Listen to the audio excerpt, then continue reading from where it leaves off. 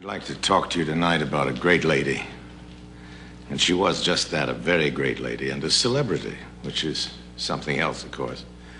A toast of society. On top of that, she was a suffragette, a sort of great-grandmother of woman's lib, and one of the finest singers in this country. Her name was Miss Julia Ward Howe. Here she is in the happy autumn of her brilliant life. Now, Miss Julia was born before photography was invented, and though there were cameras by the time Miss Julia had grown up to be beautiful, and she was, you know, very beautiful, if there is a photo made of her back in her youthful days as a breaker of hearts, I haven't been able to find it. Never mind. After all this time, we still remember her with so much affection, because of some words she wrote for a song. I don't think there's any argument that it's the greatest song ever to come out of America, and hers are the greatest lyrics.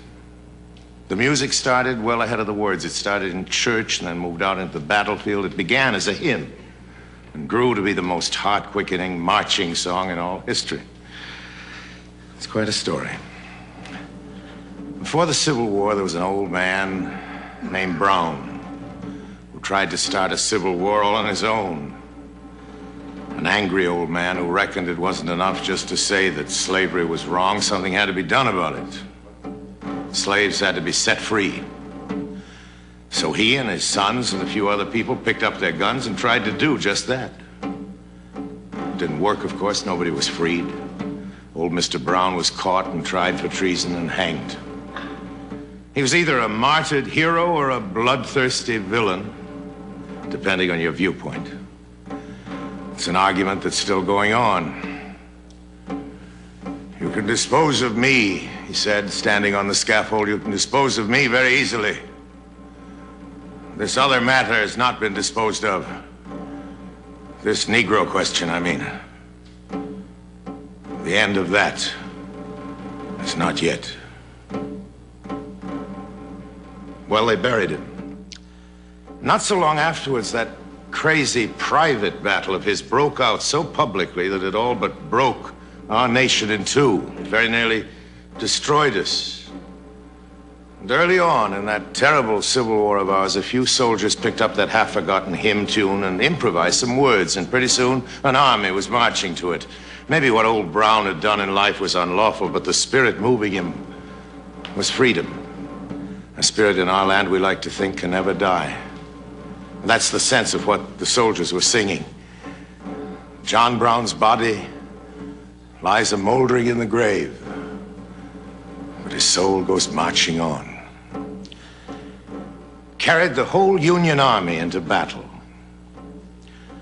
Well, Miss Howe was the lady who made it the battle hymn of the Republic. The whole Republic. A nation, as Miss Howe's great admirer, Mr. Lincoln, so greatly put it. Dedicated to the proposition that all men are created equal. Her song was for all of us to sing, and all of us to live by. She'd had a sleepless night. This happened in Washington, the old Willard Hotel, and somehow just before dawn, those words all came to her all at once, as though some other hand had written them and passed them on to her. So Miss Julia Howe got up out of her hotel bed and found, as she said later, an old stub of a pen, and as daybreak lightened over a sleeping city, sat down at the window and got it all written out before the sun had reached the paper. Those words of hers still help to bind and hold us. A song not for half a nation to march to, but for a whole people to stand up and sing together. Mine eyes have seen the glory of the coming of the Lord. He is trampling out the vintage where the grapes of wrath are stored. He hath loosed the fateful lightning of his terrible swift sword. His truth is marching on. In the beauty of the lilies, Christ was born across the sea, with a glory in his bosom that transfigures you and me. As he died to make men holy, let us die to make men free. while God is marching on.